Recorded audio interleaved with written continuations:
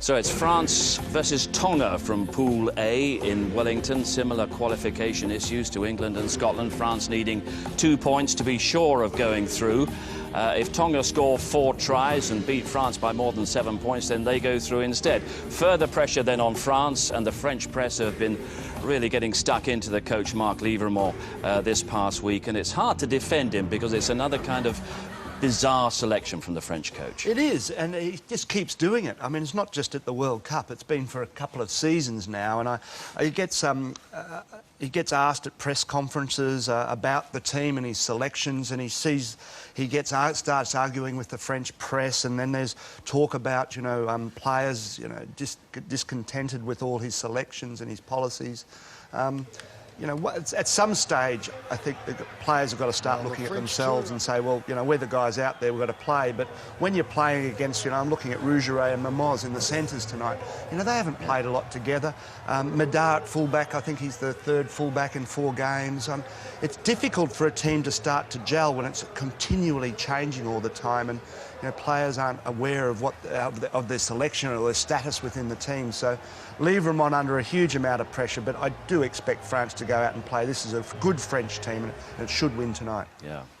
And Paris still at 10. It is. I mean, just picking up on Michael's point, he's not under pressure just from the French media, he's under pressure from the French players. I mean, do you think so? I mean, they're saying it's all cordial within the camp, and well, it doesn't look cordial to me. I mean, Damien Tri's come out and said I was unhappy about being taken off. Yashvili's been interviewed the other day saying, well, I'd rather leave my comments for, for private.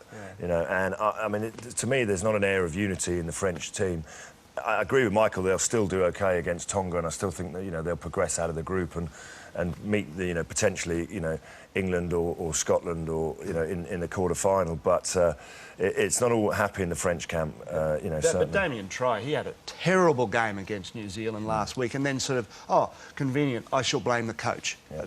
He played terribly against France and doesn't deserve to be in there. Yeah. But also the Paris selection, we thought, we're playing a scrum half at 10 here, and we thought maybe it was just because it was the New Zealand game, and did they really want to win that New Zealand game and go into what is perceived to be a harder side of the draw? But clearly, Livremont thinks that it's the right thing. He's saying, no, Paris is a better 10 than Tronduc, which his confidence must be shattered now that he's a regular number 10, and then you've been a halfback being selected over the top of you. Oh, and what the French press are also saying, what the French supporters are also saying, it's not just the selection. There's a lack of cohesion. There's a lack of plan there as well.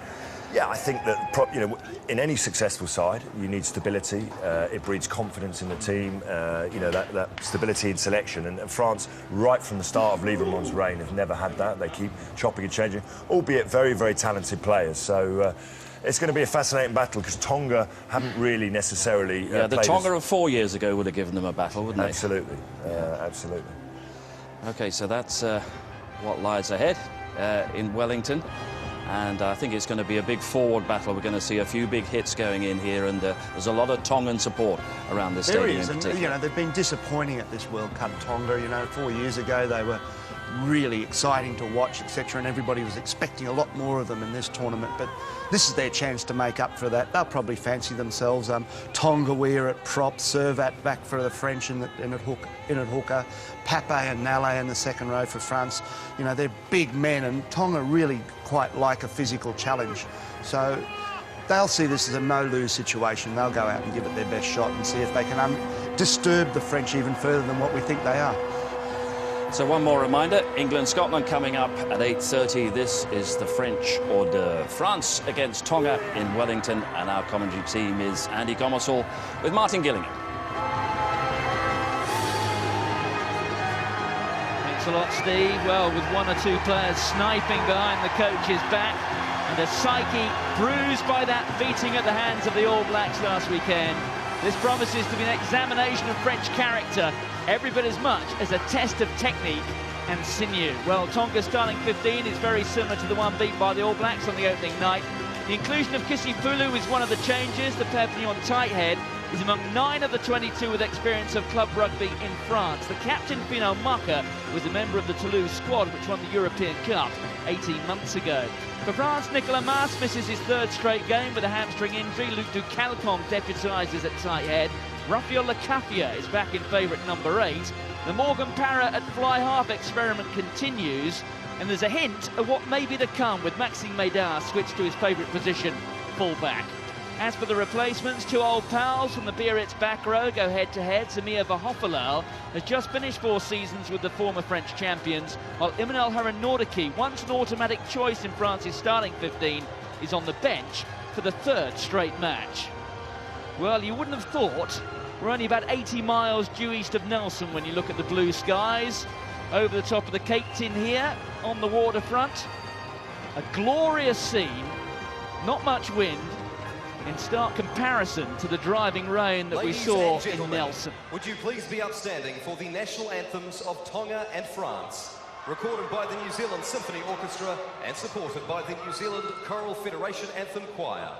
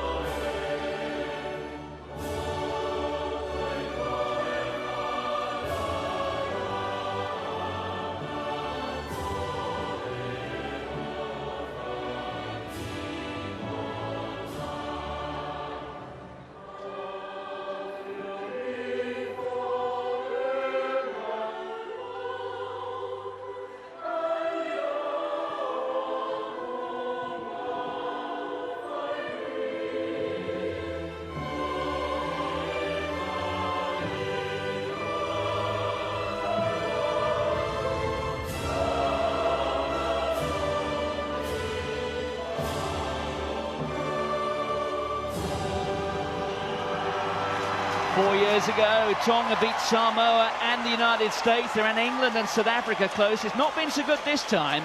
Can they save this performance here, or this tournament here, with a big performance against the French?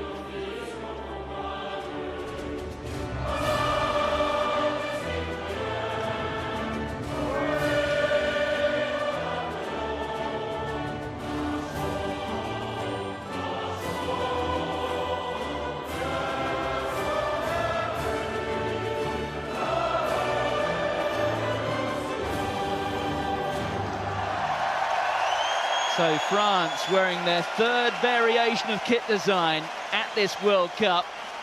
Whether it's team selection or kit, there is no consistency when it comes to France. Well, now for the Sibitao, and unless Tonga score at least 4 tries and win here and deny France a losing bonus point, then it will be for the last time at this World Cup.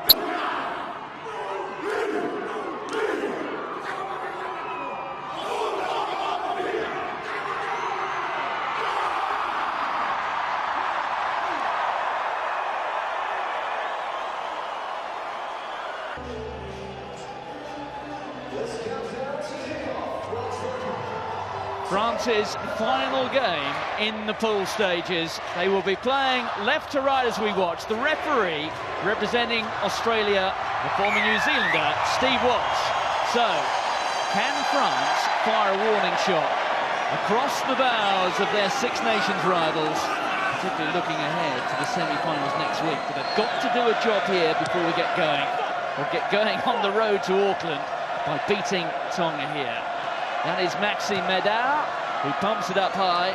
He's glad to be back at fullback for just the third time, actually, since New Zealand gave France a good beating 2 years ago in Marseille. That's William Servat. Back from Yashvili to Para. There's the captain, Thierry Dusautoir. Yashvili again. Referee playing advantage here to France. They'll have a penalty. And a chance to introduce, alongside me, England's World Cup final scrum half from 4 years ago, Andy Gomersall. So, Andy, what is it going to be today? Feckless French or fabulous French? Who really knows with this group, I've got to say. This certainly won't be controversial, coach Marc Livremont. They've stuttered and stumbled through this World Cup. You get a sense that they're going to throw everything. See the width between Yashvili and Para. Wide could be the game plan, but who knows with this group. And I think with such unrest behind the scenes, this could be combust tonight. Tonga will look to push this button and draw an inside knowledge from the captain on the perceived weaknesses in the Les Bleus lineup. It was so ruthlessly exploited by the host New Zealand.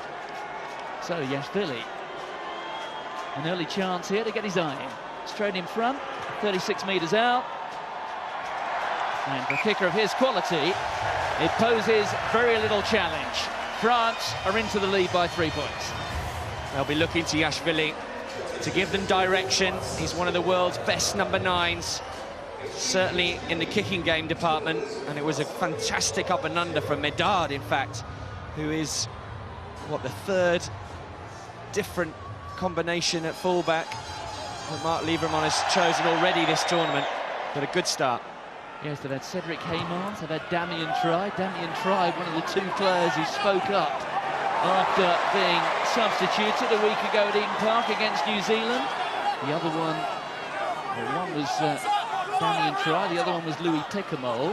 Neither of those 2 in the 22 today. I wonder if we should read something into that. There's the clearance kick, just over the shoulder there of Vungalilo. Ball staying in play. Keep going. The time just after 6 o'clock in the evening, and that was Lacafia knocking it forward, so a chance perhaps here for Tonga. Forward goes, that was Maafu, the number 8. Here's Finau Maka, playing against people he knows well. Maka, Heineken Cup winner 18 months ago with Toulouse. And Maka, who will be returning to France after this, he still lives in Toulouse and playing in Fédéral 3, which is effectively the 5th division in France, amateur rugby. You can already see how physical the backs of Tonga are. They know that that was the weakness against the All Blacks. They just didn't front up out wide. And Tonga, with the strong fens, will be looking to get that physicality. There's Taniela Moa.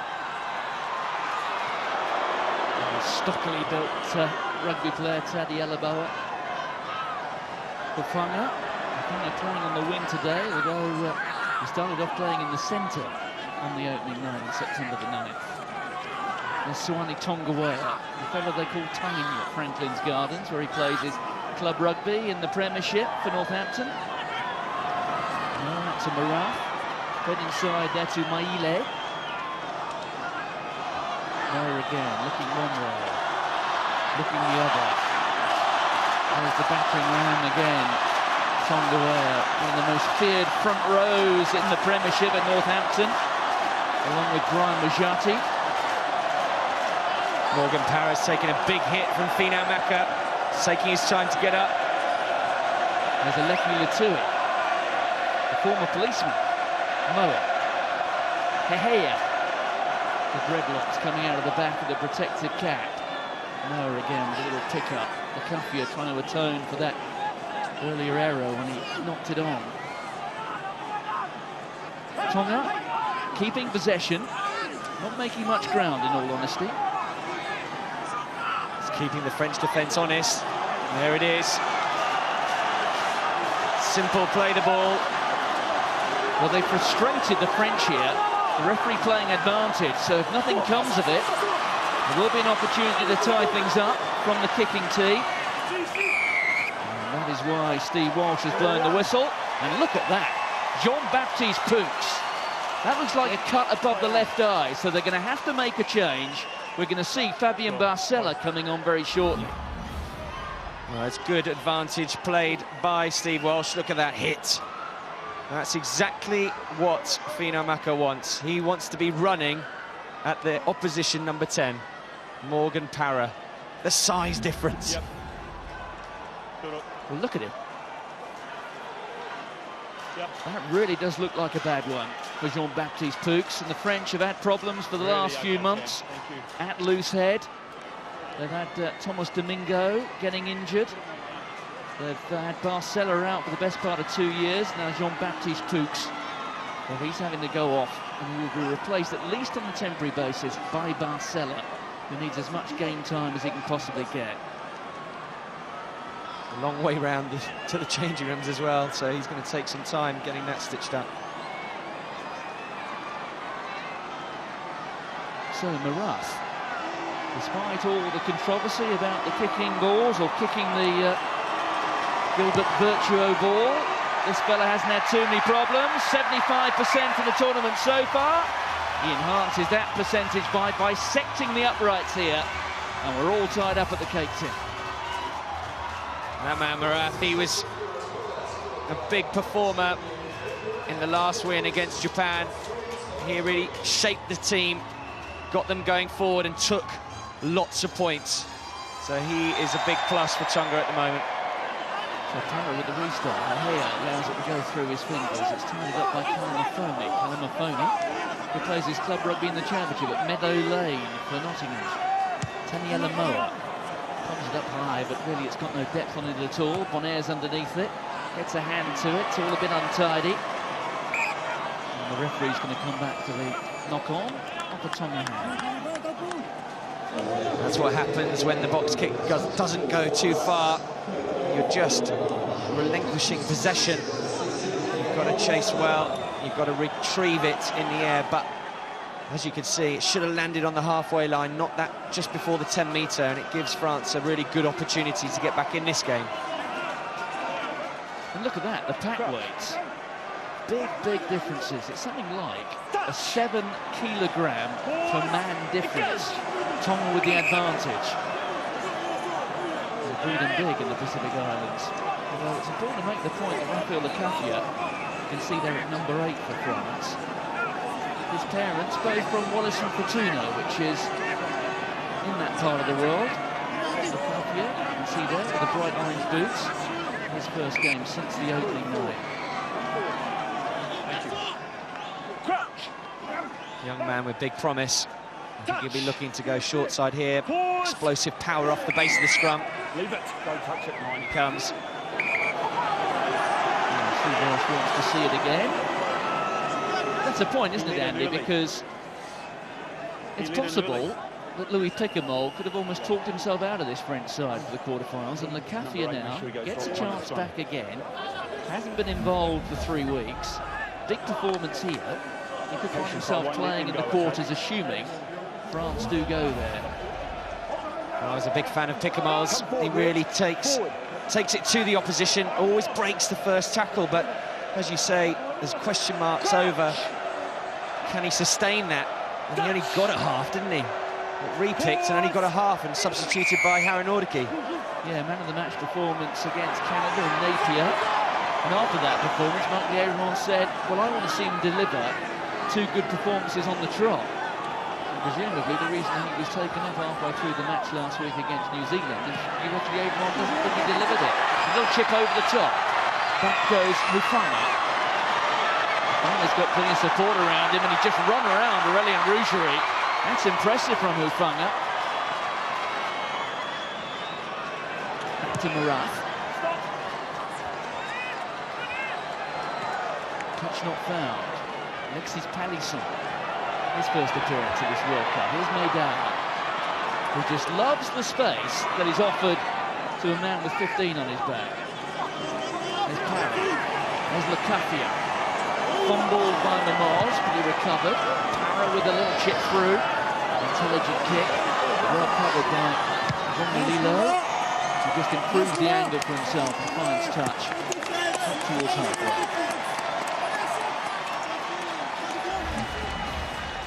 Better width from Para.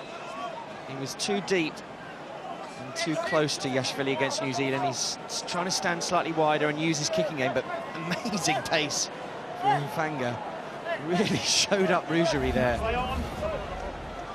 Mfanga's the only player in this Tonga 22 today who lives in Tonga. Having spent a few years playing in France with, among other clubs, Brive. He appears to have turned his back on playing in the French league in preference to going home. You can just see Finau Marcus getting a bit of treatment. It's been quite a frenetic start, hasn't it? He has, but as you can see the referee talking there, Steve Walsh, we want a fast game. Both sets of forwards are big, and there's going to be some space later on in the game, but if this continues stop-start with blood injuries, he's got to let it go on. Finau Marcus now going off. It's taken too long. Same with the reset scrums. He brought Lukafia back, and then same again, it was a free kick. Why waste all that time? He's wasting time. Just get on with the game. I was chatting before kick-off as we see a replacement coming on there. That is Samir Bahofalau, formerly of Biarritz, has now moved into Trou-Deux, playing for the former French champions Béziers. Servat, that's half-time back by Bonaire. Servat does the cleaning up. There it is for Dimitri Yashvili. It's Pascal Pato, picked up by Barcella. Barcella, who's been virtually absent from rugby for 2 seasons. Ducalcon, the Castra tight head, that's the halfway line. Well, Para's got to do something here. He's now shifting across, but really slow ball. Back to Para. That's for Rougerie and Mamos to get after. Forward comes Lilo. It goes forward. Back goes Yashvili. Lionel Nallet back into French territory. And they're almost back where they started after the bounce of that knock forward. Para out to Palisson. Good inside ball. Well supported there, Lukafia. There's Yashvili. Bonaire, who has been the line-out king at this tournament so far. Excellent offload by him as well to keep the ball alive. There's Para. Rougerie through one tackle, looks for the offload, but he can't find his captain. And that was timely for Bahofalau. The clearance kick, not a good one though. There's Maxime Mamos. Médard. Through 2 tackles. Almost through a third, looks for the offload, finds Lukafia. This is better from France. Pape. Oh, and he can't find Yashvili, he was looping behind, and Yashvili has nudged it forward. And, well, that was Mafu who was coming through and giving Yashvili a push in the back. Tongan support here, out in force. There's a sea of red in the Wellington Stadium. Though we were just cheering that pressure put on by Tonga. Poor clearance by Moa, but a great break from Rougerie. And the offload, unfortunate. If he'd have had it in 2 hands, potentially, he could have got that away. But poor clearance from Moa, who has been one of the bright sparks for Tonga. But great stepping. Médard, doesn't he do it well? Beating 3 or 4 players there. Gets Lukafia on the front foot. But look at how... That's France actually slowing the ball up there from poor rucking. Want to clear it out, blitz it beyond. Give Yashvili some decent ball. Let's go and Leaky. Show some leadership, please. So 13 minutes gone in Wellington. Too far. Let's go. 3 points apiece. I mentioned the cakes in a couple of times. I should explain myself there. Crouch. Well, this doubles up as a cricket ground, so you can imagine the shape that it is, this stadium. If you go outside it, well, it is silver, so it's caked in shape, caked in coloured. Now we know. Lilo off the outside of the boot.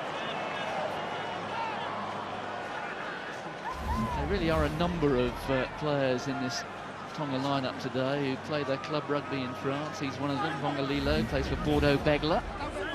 They did well to get that back. That was seemingly lost by Tonga. Good scrum from France. Worrying signs for Tonga.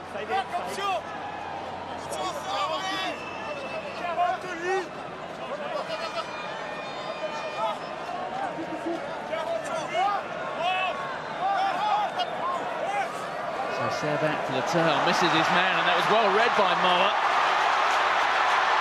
Well, that was just the fourth line-out ball that France have lost at this tournament. Palisson did so well. And a lot of the good work done by Taniela Moa, partially undone at least. Here's Marath. It's a poor kick. Football style. The guy's got Vincent Clare alongside him. Oxford and chip over the top. That was a bit untidy, as was the pass back from Lilo. Here's Calamafoni, straight into Rougerie. Every time there's a big hit or a winning collision, the Tongan crowd get behind their team. Marath, Lilo, the fullback. That is the halfway line. Taniela Moa. Marath again to Hehea.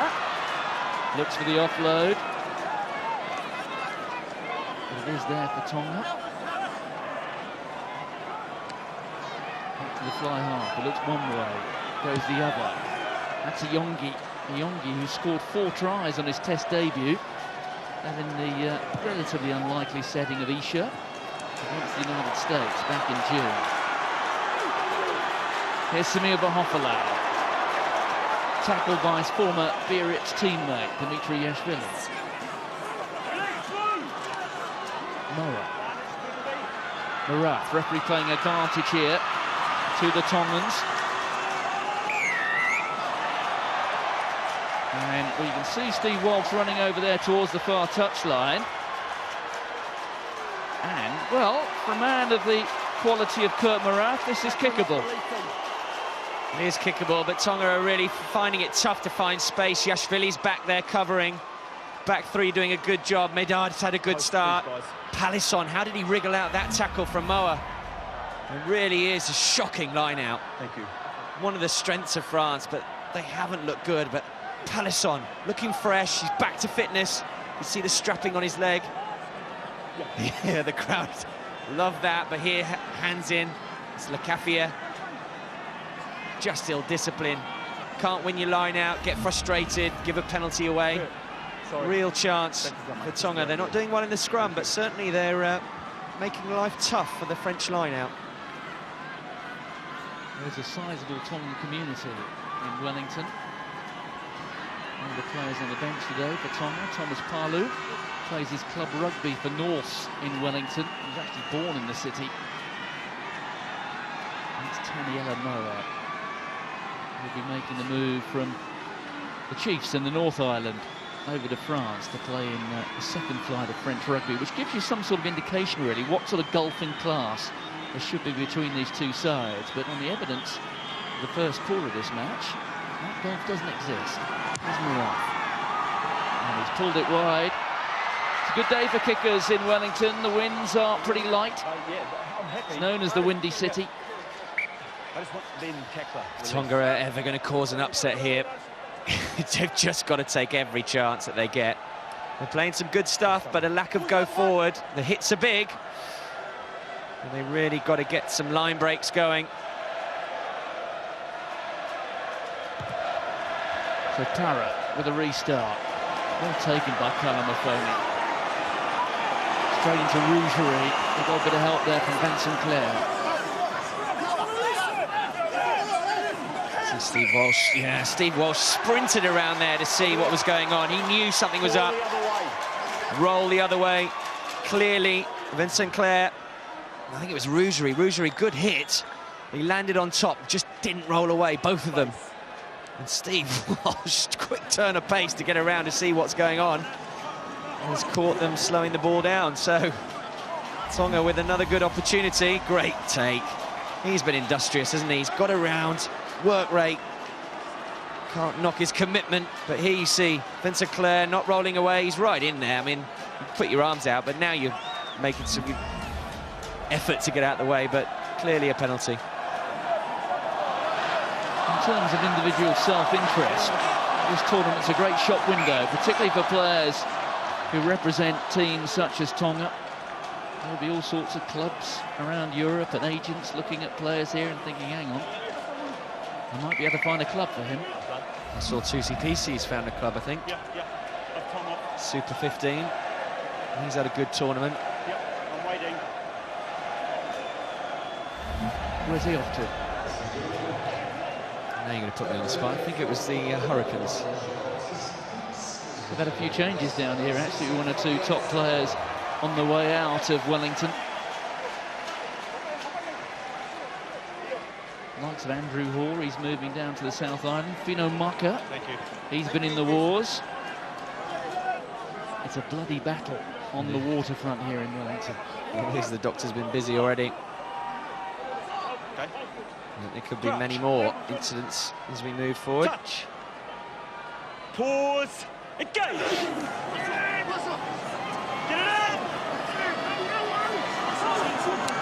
Controlled there by Lecafia, back to Yashvili. 8 and 9 combination, no one over well. Playing for the same club in France. There's Sukafana. Lilo. Good tackle there from William Servat. Kalmafoni. Goodness me, they were lucky. Bounce of the ball, good for Tonga. Matui. Moa. A little chip over the top. That's for Hafanga to get after. But I think he was offside. Great enterprise from Moa. Yashvili playing deep, not in behind the rucks. There's definitely space there, but poor timing from Hufanga. There's certainly a little bit of space there. Good opportunity from Moa. Good communication from Hufanga, but just got to be onside.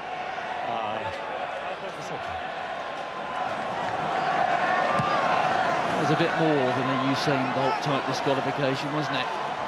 He was at least 2 metres out of the starting blocks, I think, when that kick went through. I think if you don't get a yellow card for being out the blocks too quickly in rugby.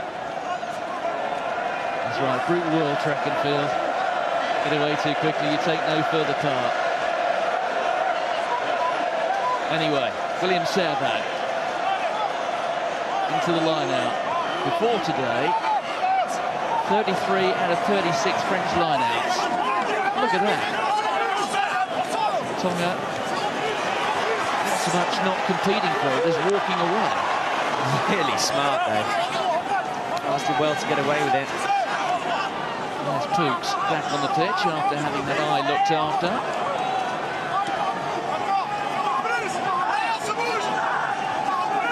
Yashvili just telling Luc de Calcon to get back on his feet. There is de Calcon.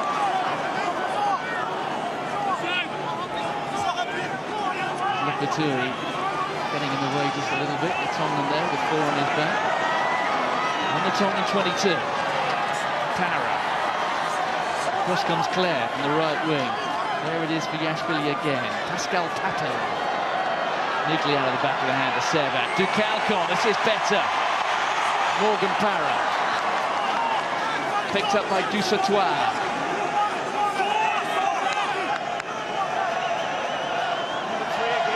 Nedar to Mermoz. Mermoz through one tackle to Lecafia. Some momentum being built here by France. There's Pepe. Yashvili. Para. That was Hehea who came through. He just caught Para. And it's a penalty. Well, Tonga will be delighted to get away with just 3. That's if they take the points here. I'm sure they will, in front of the sticks. Can we just stay on the mark for me, But Dave? Thank you. awful again from France to start with. Here we see the line-out, very smart from Tonga, standing off. Don't do anything silly like that, okay? All right. Well, Number 3. Moa being spoken to about throwing the ball away, so they couldn't take a quick tap. Who's But captain? eventually, France, one of their major problems so far is generating fast ball. Eventually, they got some. Now have 2 offsides. It's all down to presentation. Dusatoir's carrying. advantage against presentation, you. get the You've ball really got back to for work hard Yashvili to get clean back it on out line once they quickly. make a line break, okay? I can't Good continue attack with from the Para. speed continuing to be offside. It does give France more fluidity than Trinduk. Yeah, they're going for the post, but Back here, please. Sinclair trying to be cheeky, but they did generate some fast ball, and Tonga actually be relieved just to give 3 points away. Yeah, Steve Walsh just speaking to Aleki Latui and saying, look, there's been some persistent defending, certainly in terms of offside. Somewhere short of being the final warning before we get the yellow card. And Dimitri Yashvili converts the 3 points.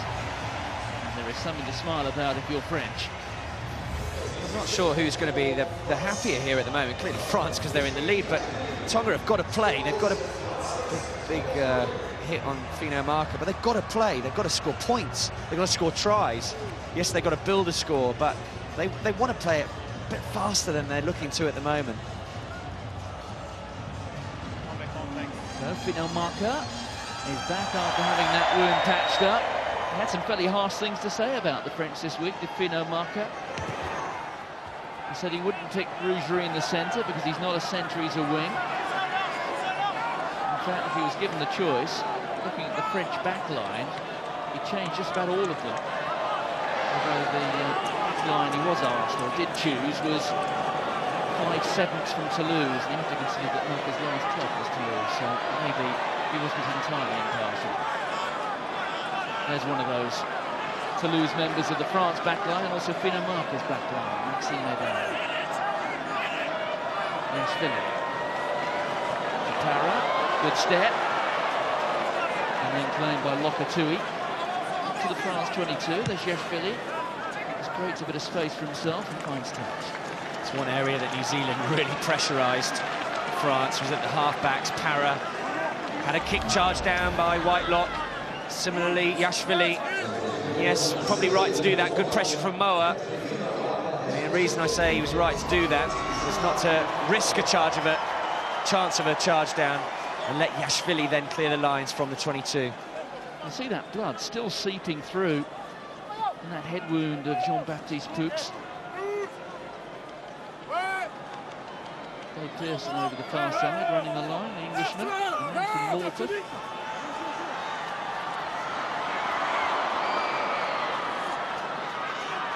Maile losing the ball forward. Chance to counter here. It's Palisson to Vincent Claire. Claire just sparring with 4 red jerseys. Good well did the wing. Lacafia, well, that was over the head of Poux. A little fly hat through from Morgan Para. Here's Lilo. Through goes Tani Alamoa. Terrific break from the scrum half. Fed on then by Fino Marker. Onto Latui. This is where they need quick ball and get some width on. And have space out wide. Morath with a cross kick, and it's a space over the far side. Hufanga's got it, and can he get round Bonaire? He may well have done. Well, it was Kurt Morath who saw the opportunity. You do have to ask questions, though, about the France defence. That was the killer blow against New Zealand.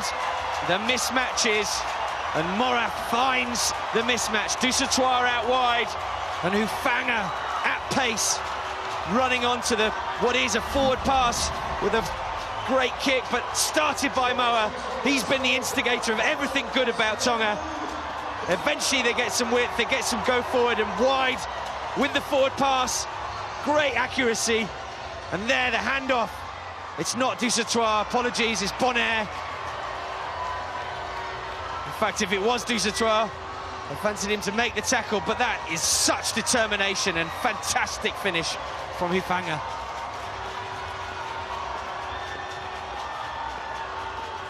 Well, Julien Bonaire, what a shift in fortunes. He has been perhaps France's man of the tournament so far. His work in the line out tremendous, but there, a very straightforward tackle missed. And just to confirm what France need here to go through to the quarterfinals and to give them second place in this pool is just a single point. So losing bonus point or a try bonus point will do for them. And Kurt Morath, what a wonderful strike.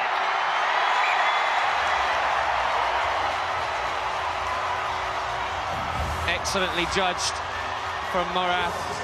Saw from this second kick, it just drifted, and he got the angle perfect, but Hufanga, one arm, not going into the touch, determination. Yashvili trying to stop him grounding. He is delighted with that, and so are the Tongan fans. They are not going to keep quiet for the next 12 minutes, that's for sure. There's Lokatui. Marfu, the number 8.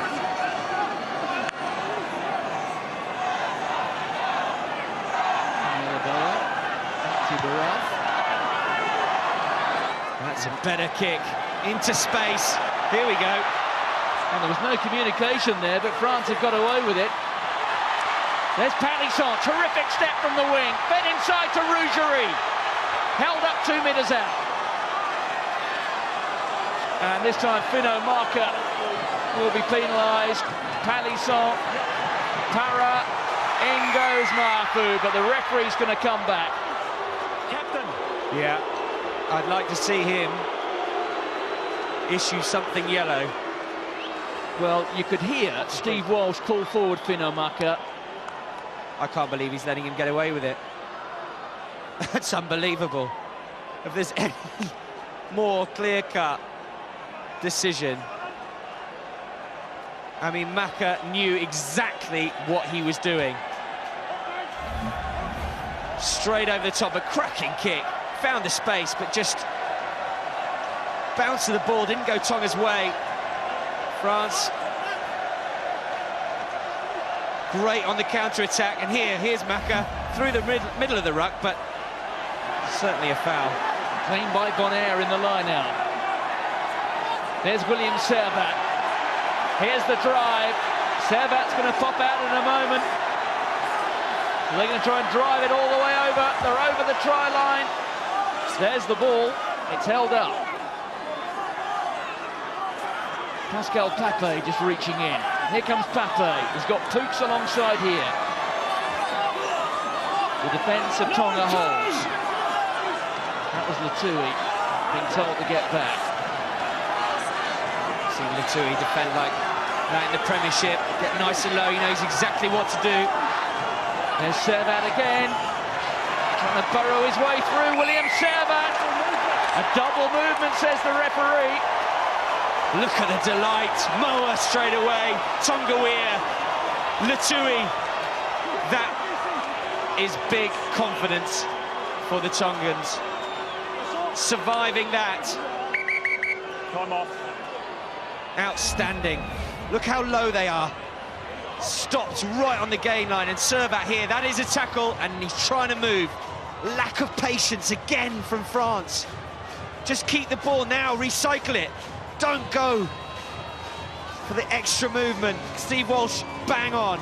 Exactly right. And that is a big turning point for Tonga so early in the game. Well, it may well come at a cost, because I think that is Kisipulu who's down. He was defending bravely on the fringes, and I think defending with his head. Well, that's unfortunately, that's what you've got to do. You've got to go so low. You've got to get under the person that's picking driving. It's really hard to do. And you've got to be brave. It's exactly the right word, Martin. Got to be brave. And the Tongan crowd here now up on their feet.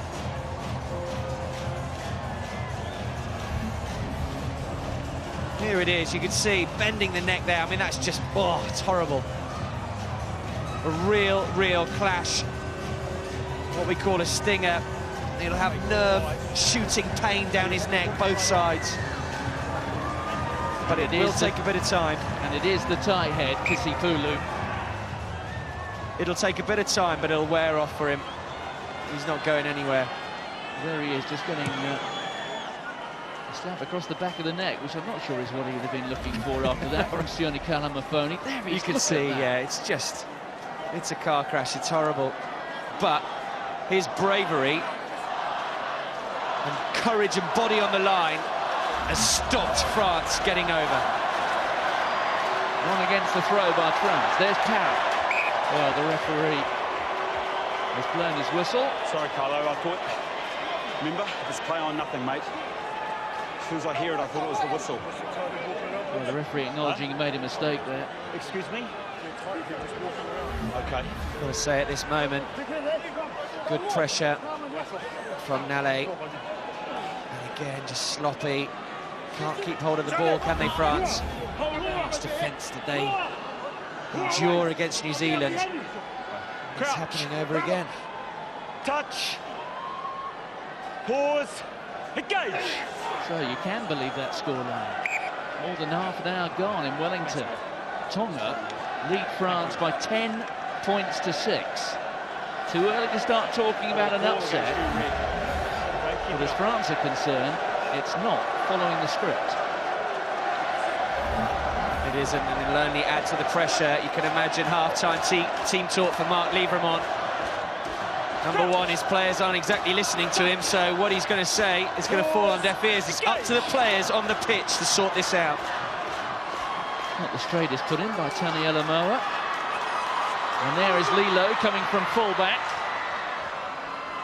Just about staying in from that far touch line. Look at Dave Pearson there, scrutinising the whitewash. Moa. Here's Latui, the hooker. Moa again to Kalamafoni, the tackle from Pape, driven back by Dusatois. You can see how simple this play is. Just one out rugby, just keep the ball. They have been ill-disciplined, France. Big carries from Tonga. He's a big lad. Moa. That time fumble collected by Maafu.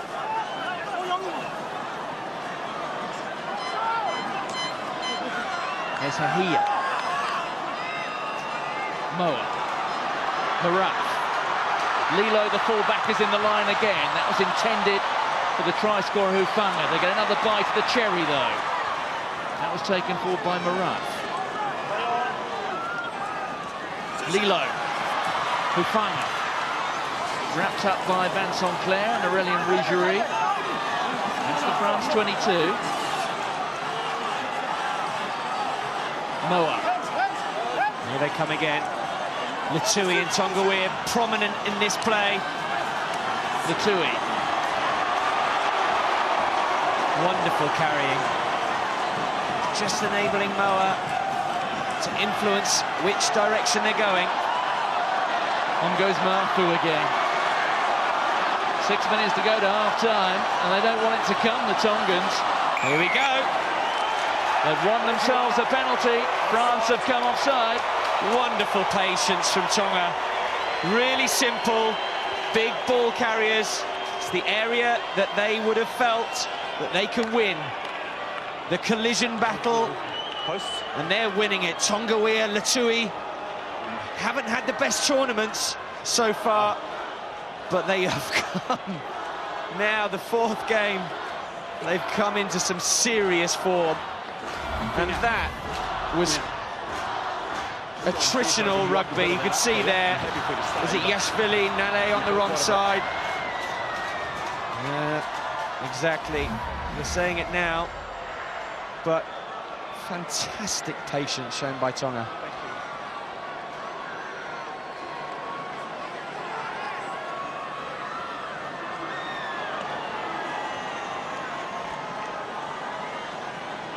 Pinamaka being patched up again. We're behind the likes of Mornay Stone. This fella has been one of the quality place kickers at this tournament so far. This one, another test of nerve. And Maraf is equal to it. He missed one earlier from that exact same spot. He knew with a slight breeze, just aim for the right post and it'll drift through the middle. Well done, Tonga.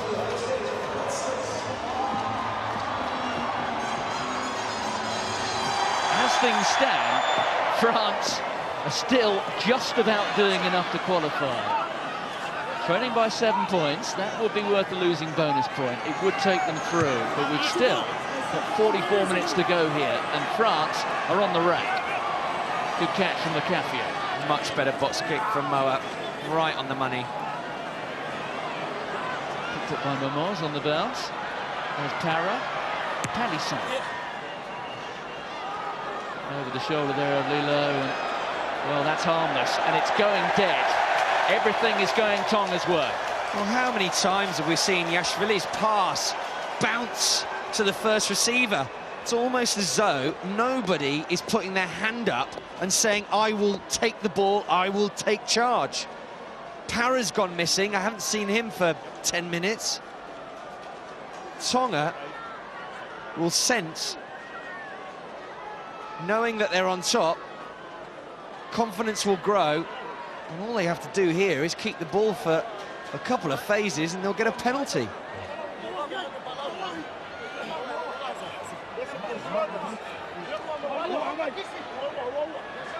Here's where the leadership comes in. Yashvili, that man there, he's got to really take control of this team.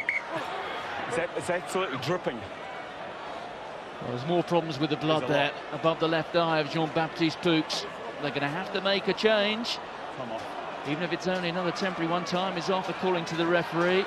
Well, I don't know whether, Andy, as a matter of course, they've started installing panic buttons in that glass area where the French coaching staff sit, but if there is one, they will very soon be pressing it. And maybe we've got a hint of it already, because the entire France bench is warming up in front of us. And they're seriously warming up. Punching bags, Haranordiki smashing tackle bags. I mean, I just think Mark Lieberman's going to lose the plot at half-time. Not that he hasn't already. On this occasion, with some justification. Moa, Maraf. That was Maile testing the defence. Well won by France. Le Cafia, Rougerie, Vincent Clair. Thumped by the try scorer, but the referee's going to give a penalty here. And this is going to be again Suko Funga. I think we're going to need to take a look at this tackle again. Well, there was a super hit, but the question mark's over how he came to land.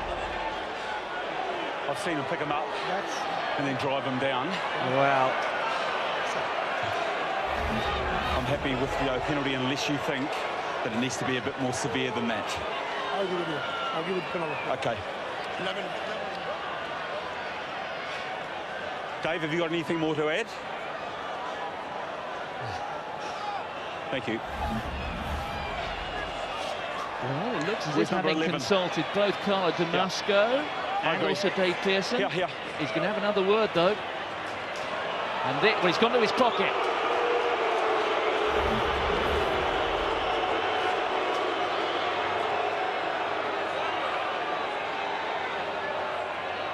Okay, after consultation with both my assistants, the guys lifted him up and then he's driven him to the ground, okay, in the tackle. Yeah. I know you were going forward, it's a yellow card. Well, I did think he was going to actually do something more severe there.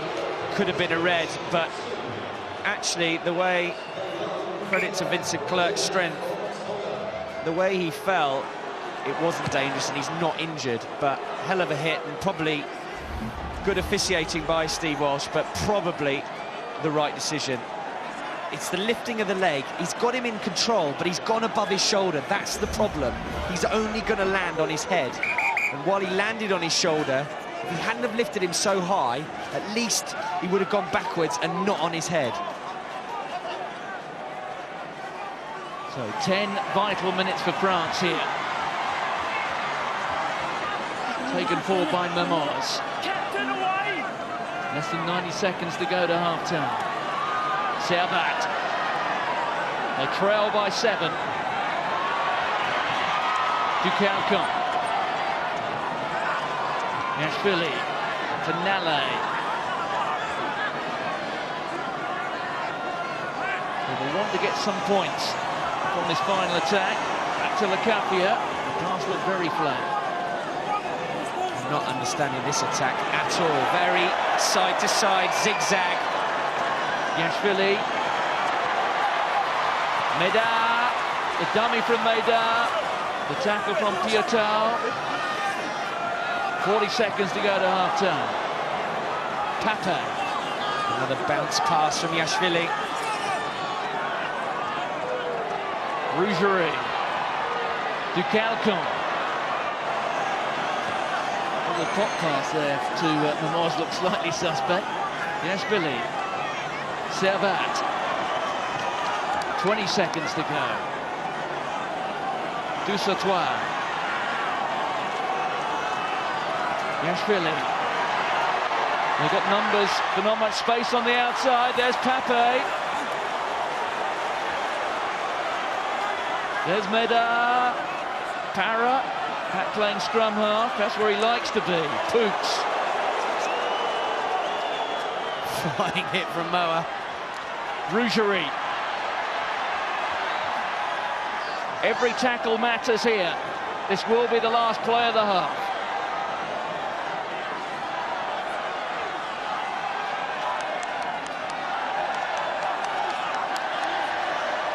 Oh, Servat, it's nudged forward.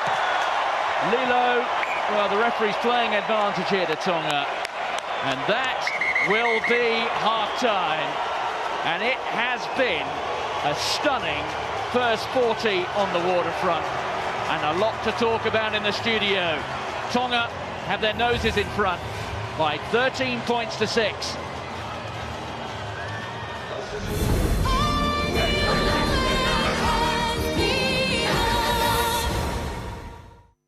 Well, I think Tonga sense what's possible, a bit like Scotland in an hour or so's time. Second half then. Destiny awaits for Tonga. 13-6 they lead France, and we're back with Andy Gomersall and Martin Gillingham. And immediately a mistake from France. The knock-on from Julien Bonner.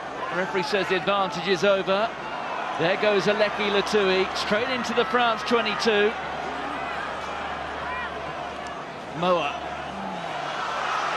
There's the little break.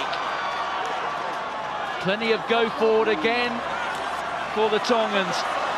That time it was Piotr. Referee playing advantage here to Tonga. There's a penalty coming.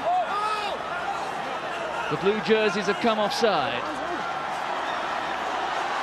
Head down there from Aulika. Latui. Well, they picked up from where they left off of the Tongans, and here's the penalty.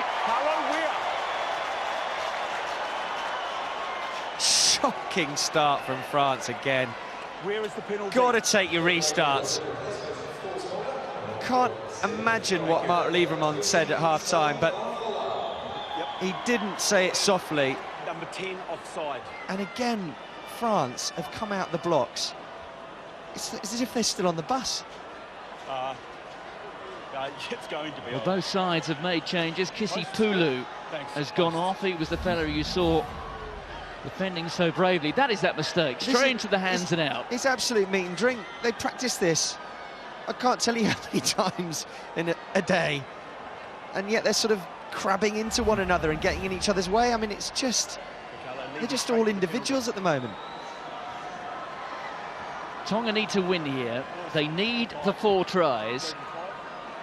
A win by more than 7 points would leave the door ajar for Canada, who, if they could, and this really would be going into the world of fairy tales, get a bonus point win against the All Blacks. All sorts of conspiracy theories will be doing the rounds in Wellington tonight if this does happen. Pino Maka, well, stitches there in the cheek, but he must be enjoying this. So, Kurt Morath. He's pulled it a little bit, and he's pulled it wide. So another chance goes. He's missed a couple of those now, hasn't he, with that rolling hook. And he's kicked so well that they are big misses for him.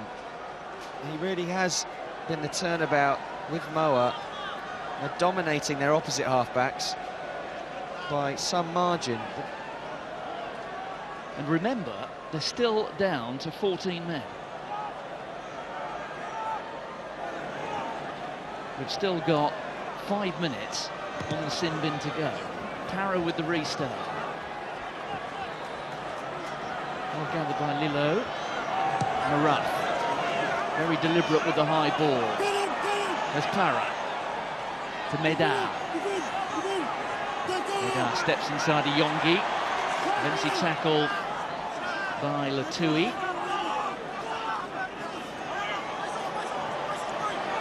Turned over. Well, really basic stuff from the French here. It's all going astray. There's Taniela Moa again. Hehea. Maraf. Mafu. Iyongi. Iyongi, who is perhaps the fastest man on the pitch here. Bonaire just coming straight through the middle. There's Maraf. Oh, good offload there from Tonga. Within sight of the France 22, and they're a man down at Tonga. That's Piatel. Tries the offload to Bahofalau, but the pass went forward. Or should I say it was just a knock on there, Samir Bahofalau, cursing himself. Look at that image, though. The old fingers tapping on the desk from Marc Lièvremont. Well, I saw them at half-time, and Lièvremont was speaking to Quesada. I don't know what he's talking to Quesada for. He's the kicking coach. But he was biting his nails, and that time he was just sort of tapping them. I mean, trying to keep his cool, because it's as if France don't want to take contact. You know, the backs, Medard's stepping, but as soon as he goes into contact, he offloads to Mimoz, and Mimoz is high, gets stripped. It's just appalling. They just don't want to take contact. Well, we understand that the new France coach, Philippe Saint-André, who's already left Toulon, is planning to come and see France play in the knockout phase. If things carry on like this, who knows? They may well pass one another going in opposite directions. It needs to come now, because they just look like they're not playing for anyone. Not their country, not their coach, not for themselves. I'm astounded, I really am. You know, I know some of the players on the pitch, and I'm being very frank, but I tell you, I've never seen it as bad as this. Well, France made a change at half-time in the front row. Fabien Barcella came on permanently. Luc de Calcon went off. Jean-Baptiste Poux, who you may remember in the opening moments. As we look, there's Damien Try in the middle, alongside Louis Picamol. Well, a penny for their thoughts. Those are the two men who spoke out after the last game. You know exactly what they're saying. Crouch. Touch. Pause. Engage.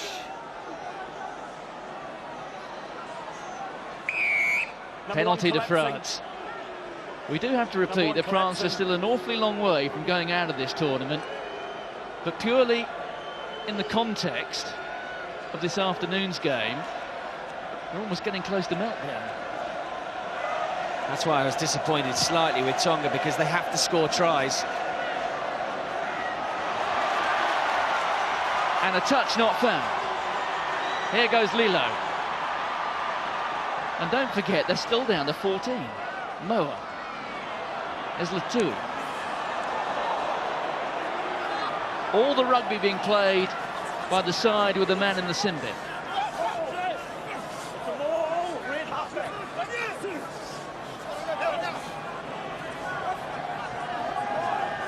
There's Aleki Latui, who's played more than 150 games for the Worcester Warriors.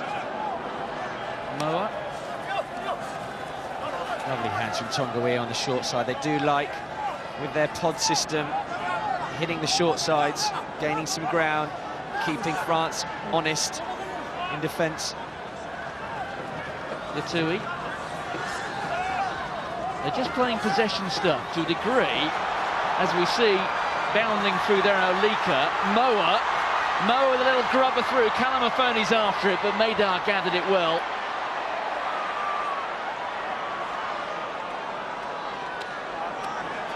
What a shame, Moa. Nice little kick, but Medard has looked secure at the back. Just keep it in hand, keep the possession. To Morgan Para. Now he's missed touch. Taken by Bohofola to Lilo, who's got time and space. Little chip over the top. Well, that was a poor execution. Comfortable for Palisson. Chance to counter here for France. Out of the back of the hand to Nale. Pape. Here's Momoz. But look at them just shipping the ball on. That's Pape. I mean, it's incredible. Just shipping it on. Just didn't. Looks as though he's never played rugby before. What do I do with this ball? I tell you what, mate. Carry it. Get some aggression, some hunger. There's just nothing there. And the bench. Oh, here comes Harry Nordicke, looks like now. But the bench aren't even moving. I mean, it's just incredible. Well, we're getting a change in the front row from Tonga. Off goes Suani Tongawa. And on comes in his place Sona Tamalolo. This is saw Mark Lieberman actually the first time. Hands in his head, just despairing.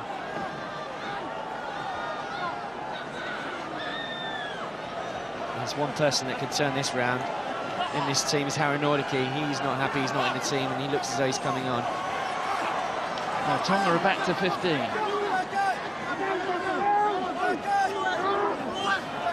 Moa can see Yashvili's on his own on the short side. Moa with the high ball. Across comes Palisson. Palisson's played a lot of his rugby at full-back. Here's Lacafia.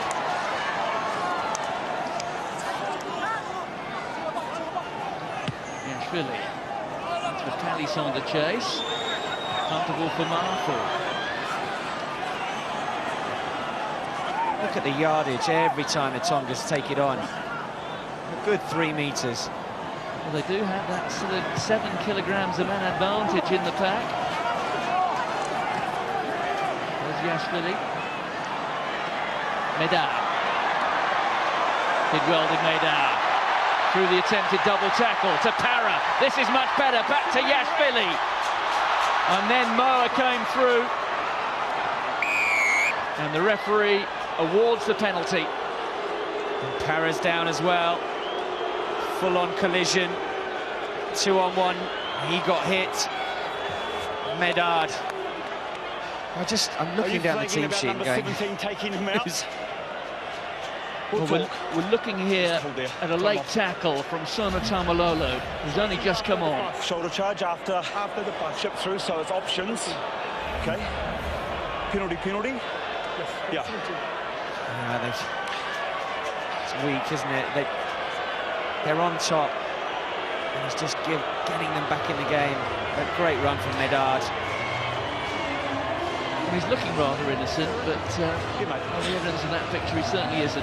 I'll explain my decision. I'm going with the shoulder charge, okay, to make sure he can't follow up. Yeah. Okay. Penalty here. He's got away with it. Guys, yeah. And that's...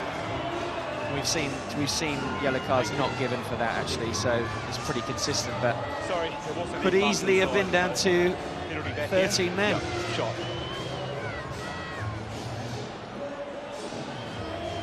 Well, Emmanuel Haranordaki, who spent his 3 weeks away from the first or starting 15, growing a new moustache. He'll be on in a couple of moments. Also, Dmitry Sharshevsky. But looking at that, do you think he's done well to avoid 10 minutes in the bin there, Tamalolo? He has. I mean, all he's got to do is go low and tackle him to ground. A big hit, but it was a bit cheap.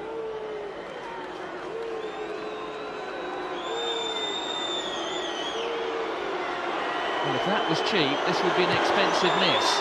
Yashvili. Well, he's steadied the French ship, hasn't he? Only just.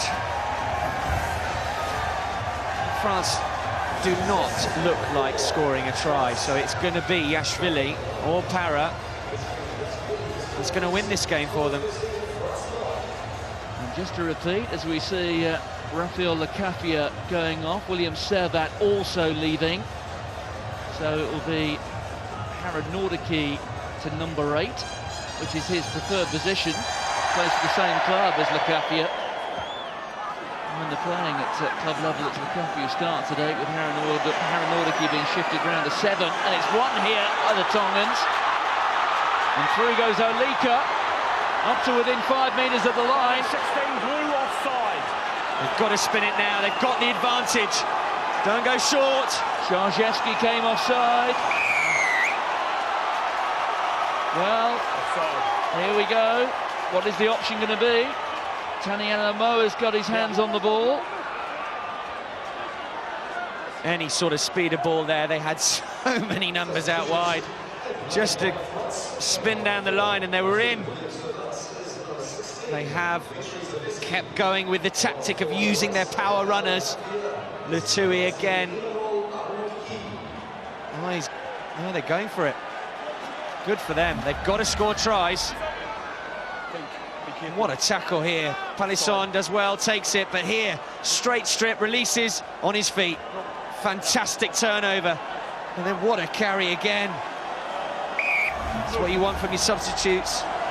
Malika, big impact. The tackle there was made by Super Tonga.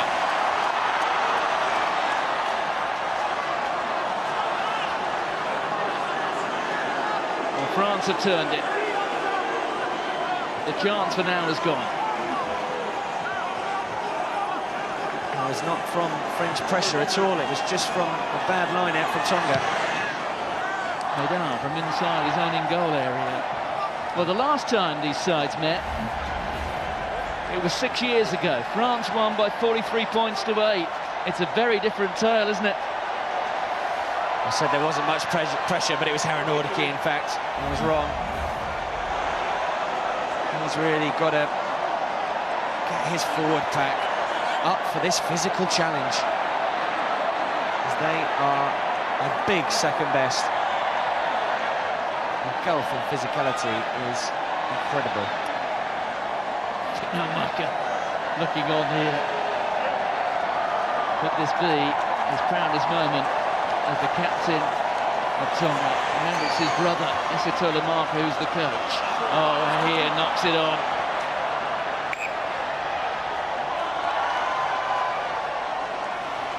What they did so well in the first half was the patience, simplicity.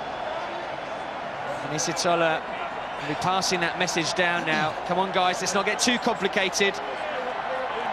Let's revert back to type. Big ball carries, simple. Let France make the mistakes. Let them be ill-disciplined. Just keep the scoreboard ticking. Touch. 27 minutes to go in the Cape Tin on the waterfront in Wellington. Tonga lead by 13 points to 9. Picked up by Haranordaki. They need some inspiration from somewhere to France. It has been lacking. Dusatois. Yashvili. Bonaire. Just barging off Maile. Still just inside their own half. That's Lionel Nallet. Yashvili. Para. Vincent Clair. Mamos sees a gap. He's looking for the support.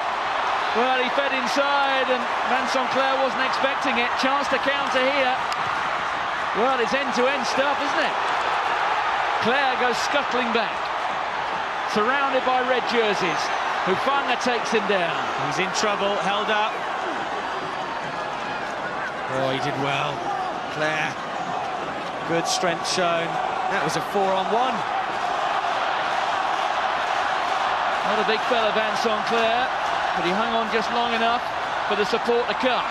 Here's Tanielamoa. He's stripped by Medard. Take a breath. Unbelievable. What was Memos doing again? He had Medard outside him. Here's the break.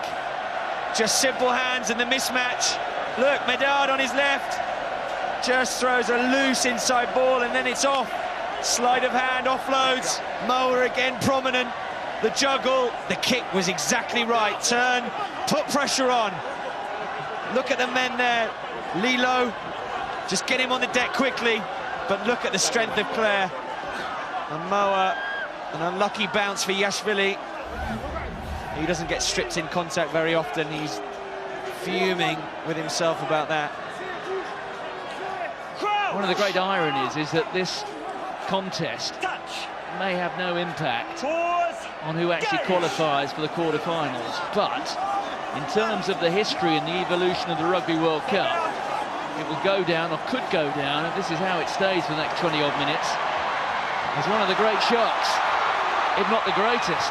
Back goes Palisson. What was that? And it's hacked on, back goes Bonaire. Oh, he did well. Staggering on, straight into Piatown. That was from Rougerie. It's just a pass to no one. Medard with the favoured left foot. Doesn't find touch. Here's Lilo, the fullback. Straight into Palisson. And he's dumped into touch. Well done, Palisson. Good run from Bonaire. Quickly taken. Yashvili with a kick forward. Here's Hufanga, the try scorer. Lots of space, not too much support. He's running away from it, running into blue jerseys. There's Aurélien Rougerie. Just trying to strip the ball off him, but now he's got supporters Hufanga. There's Latui playing scrum. It's a good ball as well. To Tamalolo. There by Lokatui. Out to Taniela Moa. Moa looking outside. Finds Maafu. Exciting runner in the wide, Moa, but want him at scrum half. Maraf with a cross kick. It's worked once. And that time, well, I think it went forward off the hands of Aurélien Rougerie. What Moa did so well there as he's running, just as he's being tackled, he keeps just offloads before the tackle's made, keeps it alive. Here, no scrum half, he's in the wide channel. Here we go, straighten up, dummy inside, and as he's just about to get tackled, he releases it.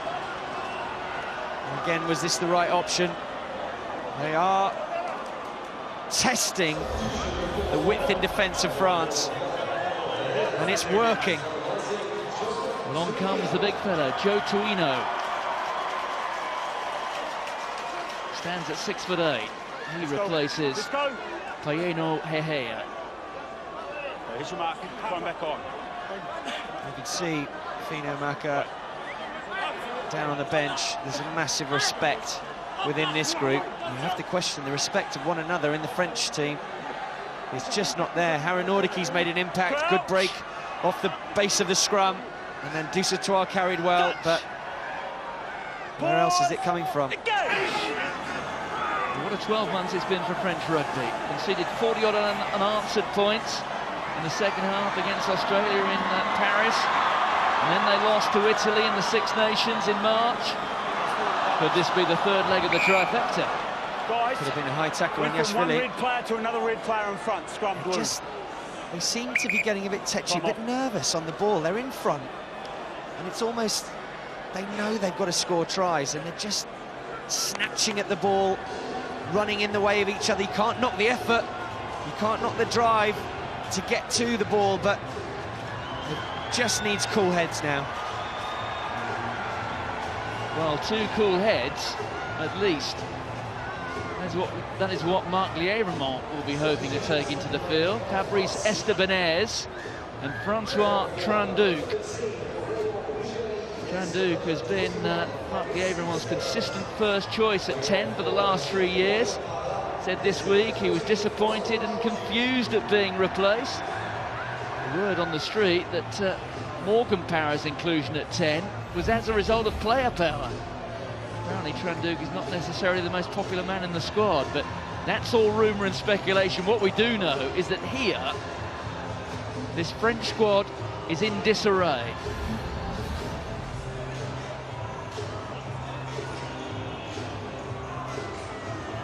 And there's Jock Hobbs, who you may remember presenting the 100th cap to Richie McCaw a week ago on the occasion of the New Zealand victory against France, when McCaw reached 100 caps.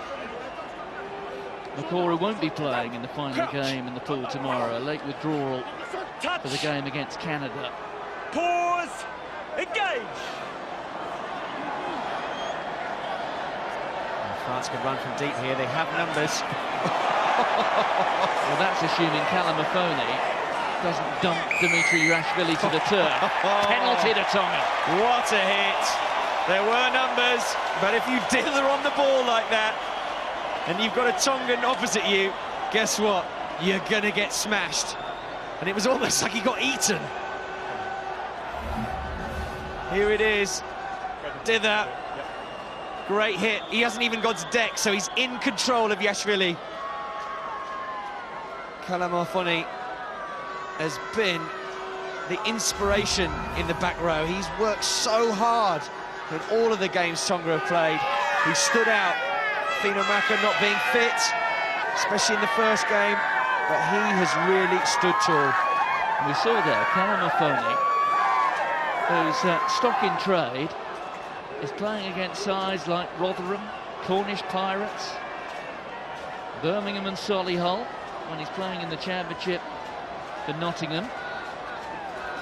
Dumping down there, one of the Galacticos from Biarritz, one of the most affluent clubs in European rugby. But that gulf has been well and truly bridged here in Wellington. The decision to go for the sticks now almost makes the previous decision wrong, because they want to build momentum as the game progresses.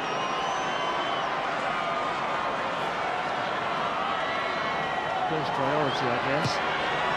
It would just be a sensational test match victory, but he's pulled it wide. And that has been the habit, hasn't it, today? It's got to be pressure. It has to be that horrible word, pressure.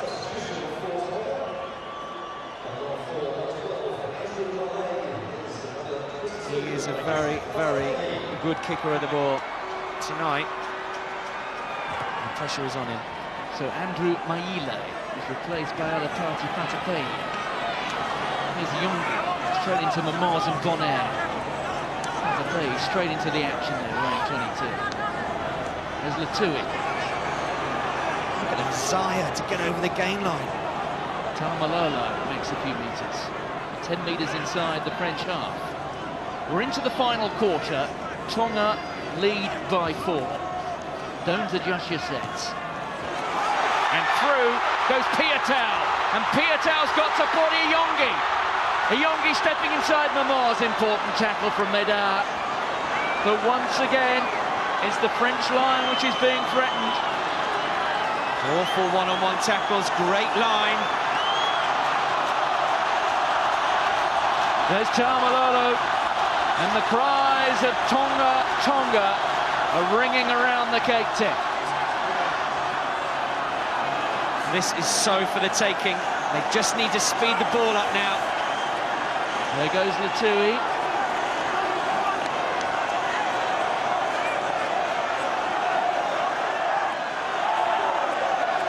Well, I did pose the question before we started. Do we expect feckless France or fantastic France? On the evidence of this so far, quite definitely the former. There's Latui. Onto Kalamafoni. 5 metres to go for Tonga. Again, always making the yardage. There's Tani Elamoa. Steve Walsh, great work from Dusitoir. And he's driving on to within 2 metres. Look at the red jerseys. Well, has the ball gone forward? The referee says it has. But desperate, scrambling defence from France. I agree. First one off the head, then the second and look at Mark Lièvremont. Well, he started throwing replacements at it. What a line. Superb line, but choose the right man. There. It should have been a pass to Fatapei, but he chose Yongi, the pace man.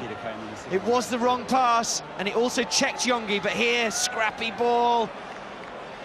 And Moa, who's had such a good game, just couldn't get a good pass away.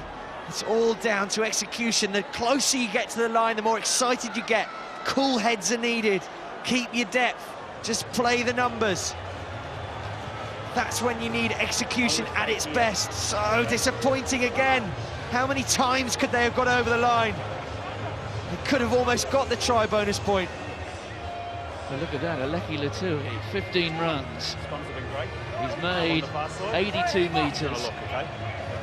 I wanted to be critical about him for this game. I hadn't seen him really getting over the gain line. He has been carrying, but the energy that he's given tonight is phenomenal. Warriors fans will have seen it before at Six Ways, but wow, he's had a mammoth game tonight. Well, we saw Francois Tranduc there. The charge from Marc Lièvremont is that he can't take charge of a rugby game. He's got 17 minutes to do it now. He will seal the 10 jersey for the quarter-final if he does. There goes Harry Nordique. Up towards the France 22.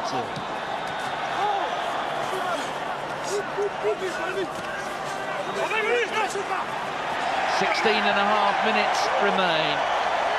And quite innocuously, the ball has just been taken into touch, and every mistake made by a Frenchman here is being greeted by cheers and applause from a Tongan crowd who really are getting their money's worth here. Again, critical of the halfbacks. They're not controlling it here. Pick and go. Why are you going down the short side? Isolated, on your own. That's an experienced player, Dusatoir. Yashvili should be barking orders. We need to get territory, we need to get down there. Tranduc should be screaming for the ball. I want to touch it.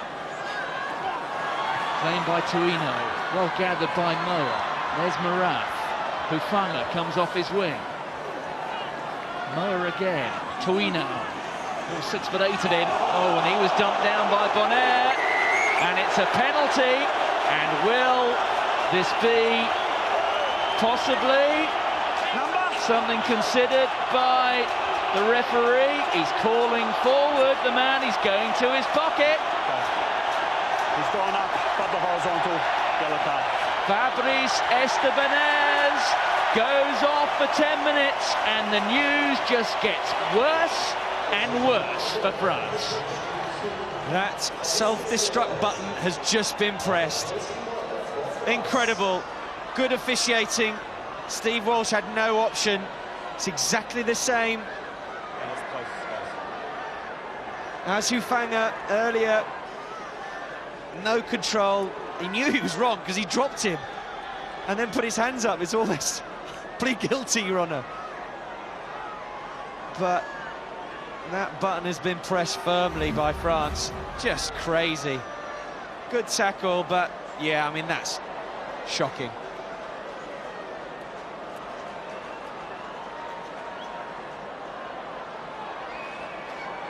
Bonaire had him covered, and it's just the lifting of the legs, and there's no way, if Bonaire wasn't there, he would have definitely landed on his head. Dangerous tackle, 10 minutes. So, Kurt Maraf.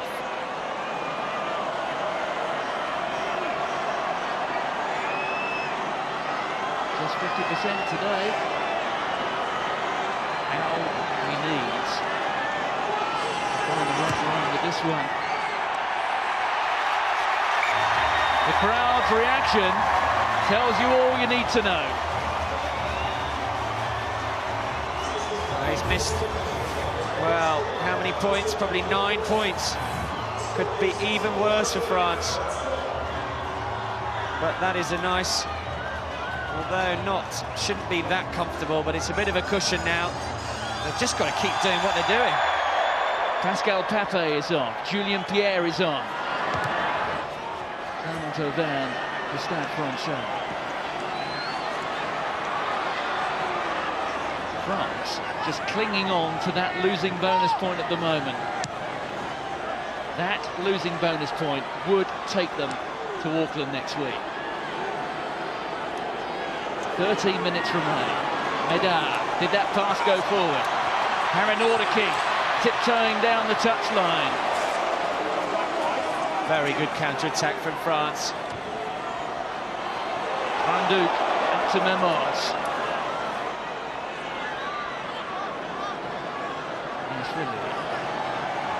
Tranduc, Palisson. There's Yashvili. Up to Tranduc. Into space. Back goes Lilo. That's a bit better from Trinduk. Again, I don't like France's tactics. Very zigzag. Literally don't get any width and then go straight back. But Harry Nordicke in the wide channel, very smart by him, stayed wide. Medard, the switch of play. Good. Looking for the big hit again. But Trinduk doing what all good 10s do. If you go forward, just pop it in the corner. Nice little kick, gives France. I mean, I just don't remember them having a line-out chance in Tonga territory. Georgievski. It's Julien Pierre, and he's lost it forward. Here's Mafu. A long pass out, rather speculative, but Lilo gathered it well, and it's a Yongi who had a very rare opportunity there to gather the ball in hand, in space, and facing in the right direction. And I'm afraid he spilled it. Not only did the Tongan crowd want to see it, but I definitely wanted to see it. I've heard so much about his pace. I'll keep an eye on that would have been for you, Terry. I agree. Awesome to watch him in full flight. I dare say there wouldn't have been any cover. Medard was trekking back, but we would have loved to have seen that. But again, France, they're strong in the line-out. Harry Nordicke, Bonaire, brilliant line-out forwards. And what game has that man had? Taniela Moa. He's had to play scrum half. He's been picked at fly half. He's been moved around. He's running in the wide channels. Incredible. And he moves for the size of it. He moves so well, so quick. And it was good hands. 2-on-1 was created. Vincent Clerc was in no man's land. Here he is. Or was it Palisson? What a shame. And you can't say Tonga have not had the opportunities, because they have. Another team would have put 4 past France here and more. Angle, out. Thank you. So the scrummage, 15 metres inside the Tongan half. France trailing Tonga by 7, which, as things stand, would be worth a losing bonus point. It would be enough to take France to the quarterfinals. However, with Tonga stretch that advantage to beyond 7, it actually gives an opportunity to Canada. Tonga need to score 4 tries. They need to get the try bonus point as well as the victory to stand any chance of marching on.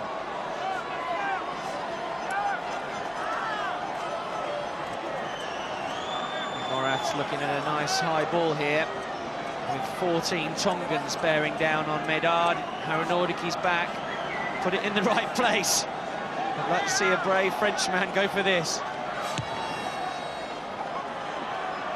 There's the high bomb. Harry Nordicke rises bravely high, but he doesn't gather it. There's Mafu. Mafu's going. He's got support outside. Hufanga's already got 1 try today. Referee playing advantage here to Tonga. They do have a penalty coming, but they're looking for more. Moa. There's Tuino. Lokatui. Cool heads again, just keep the ball. The attempt at the drop from Morat. Back off the upright. The referee still playing advantage here to Tonga. We're going to have the penalty. And Tonga are poised here to stretch that lead to 10 points. And that will be out of losing bonus point territory for France. That sums up France. Nobody wanted that high ball. Harry Nordicke went for it, but nobody was really around him to support him. No one was tracking back, stopping the runners coming through. They knew what was coming, and it was a case of over to you, Imanol. You sort it out. Just sums France up. So individual. They're not blocking, they're not helping him. And then guess what? I'll have it. Fantastic run from Mafu. What a ball as well. Look at the commitment shown again by Hufanga. Quick ball. Just instead of going short, I just like to see them spread it slightly wider. So Morat from virtually straight in front.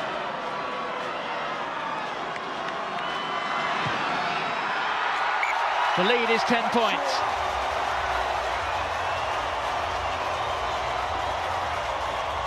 Well, the French press have been saying all week that this France squad is close to revolt. The former captain, Lionel Nallet, said at a press conference that that was nonsense. Well, on the evidence of what I've seen so far, I'm inclined to believe the French press.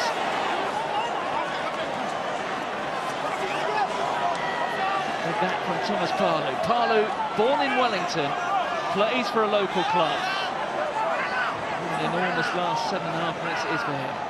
Another run from Latui, another carry. Off he gets. Oh, he's worked hard. He was taken on by Tuino. Back from Parlou. There's Calamafoni. What a game he's had today.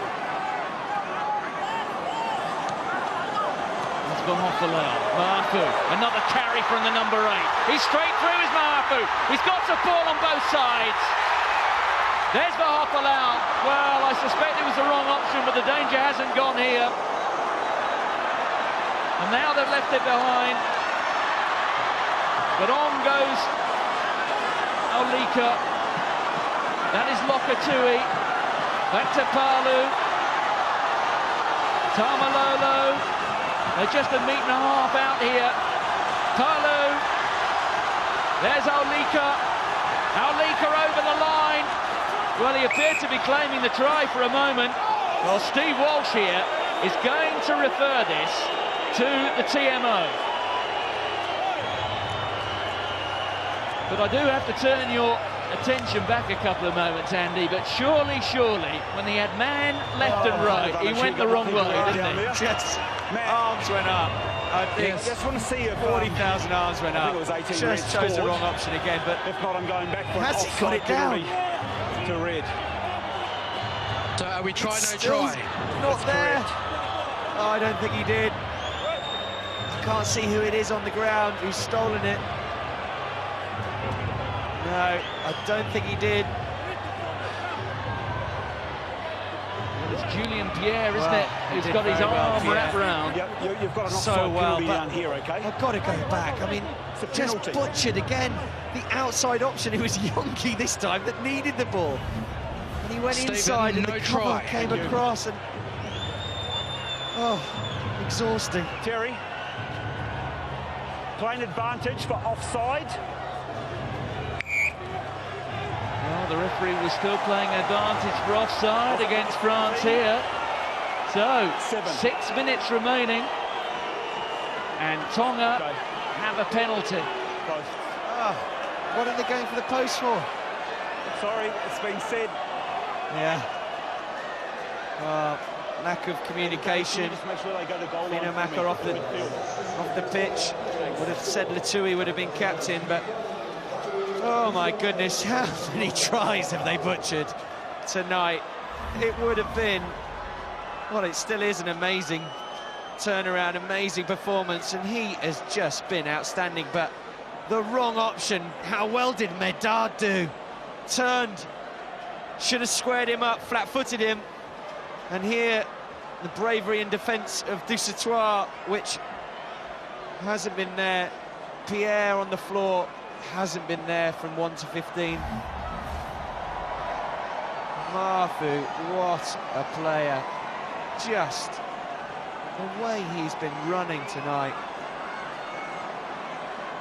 Well, knowing that they needed a try bonus point, Tonga are settling here for what would be perhaps their greatest ever Test victory.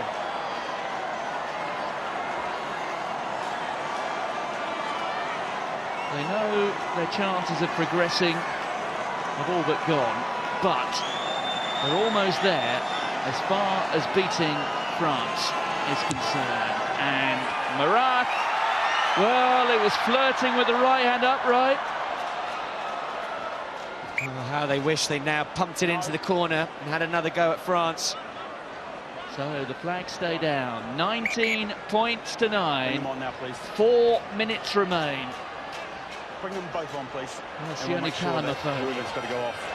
He has had a marvellous game tonight. Number 11. And on comes Cedric Haymans in place of Alexis Palisson.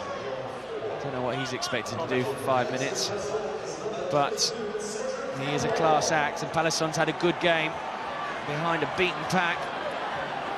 And I mentioned to you that Kyle Mafoni had a marvellous game here. He has been formally named the man of the match. France back to 15 with Estebanez coming back on. The hack forward there from Ducalcon. It's a foot race. Back goes Iongi. Well gathered by the wing. Well, he's surrounded by blue jerseys. Driven back over his own try line. It's going to be a 5-metre scrum.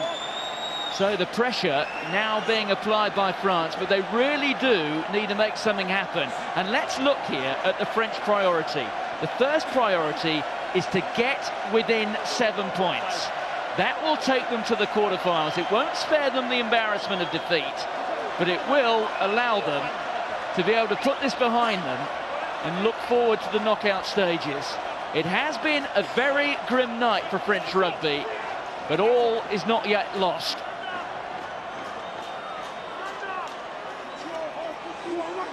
Massive scrum for the French front five. You can imagine Harry Nordicki will want to keep this in, but he's made so much yardage. So Yashvili with the pudding. Well controlled. There's Harry Nordicki. They've got options left and right here. They're going to try and shove it all the way over the line. Well, when the scrum's gone up, I have no options. So Steve Walsh just explaining there to Dimitri Yashvili, he had no option. He has to reset the scrum. It's such a fine balance here for Yashvili and Harry Nordicki. What decision do they make? They've got to back their 8. Turning the screw, getting a penalty, or even a pushover try. But at the same time, when it's going forward like that, there's space everywhere. And really, you should get over from 5 metres out. You can imagine New Zealand, with their strength of their runners, you definitely get over for a try, but the way that France have run, so lacklustre, they've got to keep it in the scrum. 2 minutes remain. France has spent just, what, such a small portion of the time in the Tonga 22. There's Harry Nordicki again controlling it. What a climax in Wellington. They popped up again, and it's a scrummage. It's not a penalty. No, it's no penalty. They're staying in. All the back row are on. You can hear Latouille in there, spurring his troops on. Look at him turning. Come on, guys, we can do this. This would be epic. The strength of all the props there. Yes, they were making yardage, but they didn't get penalised. They're holding them out. The French fans are demanding a penalty. Well, of course they are, but there's no penalty there. Listen to them. Look at their eyes. Latouille, that little laugh. He is so excited about this. Latouille actually enjoying the moment. We're into the final minute. France needs something here. They need the 3 points. The 3 points that will take them to the quarterfinals. Well, just watch the hit. France are winning the hit, and that is why they're slightly, and that decision was to go down. Aulika, he didn't want to stay up there. They've got to win the hit, Tonga. They can't let France dominate. Look at the support. The other guys that aren't involved really getting behind their team. Meanwhile, the clock continues to count.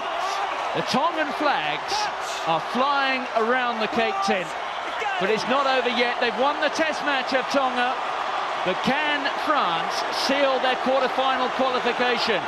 There's Harry Nordicki spinning. Could be a turnover. What a hit. Hands all over it. It's the final play. Oh, he's given a penalty. Well, that will be it. The penalty has been awarded to France. And now they simply have to convert it and get out of town. Tranduk has put his hands on the ball, and Dimitri Yashvili will just put this through the post. Or is he? Looks like they're going for a scrum. They're going for a scrum. It's unbelievable. What are they thinking? They've completely lost the plot. Well, words fail me. Listen to the Tonga front eight. France can't win the match, even if they score a try. They've turned their back on the losing bonus point, which was so crucial. Trandu, out to Mamoz, out to Vincent Claire, and Claire has got in the corner, or has he? Well, Carlo Damasco is keeping his flag down. Sure? We're going to see this referred, and in terms of France's progression here to the knockout phase, this is crucial. One thing we can be certain of is that there has been a complete breakdown in communications between France, the regulations, and their staff. Here's Vincent Claire. He's in. He is in. Oh, poor Moa. Got turned totally, creating the 2-on-1, the half chance. Lilo couldn't get across. Oh, it's just devastating. Oh, you've got to feel for the Tongan front eight. They... unbelievable. Amazing scrum. Yashvili from out wide. Fails with the conversion. The whistle goes for the end of the match. It is one of the greatest shocks in World Cup history. Well, if they were a squad at war with themselves going into this match, I can't imagine there's much harmony there now. France are going to limp onto the quarterfinals, but what a night for Tongan rugby.